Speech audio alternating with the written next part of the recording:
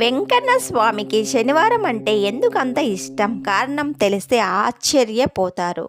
శనిదేవుడి ప్రతిజ్ఞ. శనిదేవుడు శ్రీవారికి ఒక మాట ఇచ్చారు.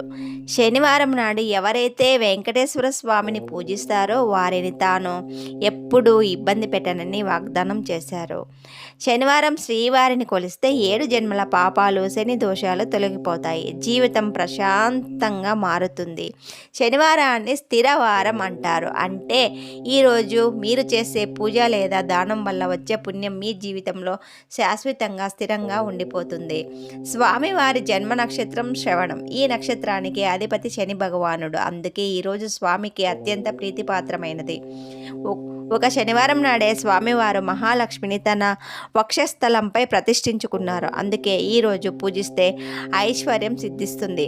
తిరుమల శ్రీవారికి శనివారం అంటే ఎందుకు అంత ఇష్టమో మీకు తెలుసా? దీని వెనుక ఉన్న ఒక పెద్ద రహస్యం తెలిస్తే మీరు ఆశ్చర్యపోతారు. పురాణాల ప్రకారం శనిదేవుడు శ్రీవారికి ఒక మాట ఇచ్చారని, శనివారం నాడు వెంకన్నను స్మరిస్తే భక్తులకు తాను ఎప్పుడు పీడించనని చెప్పారు.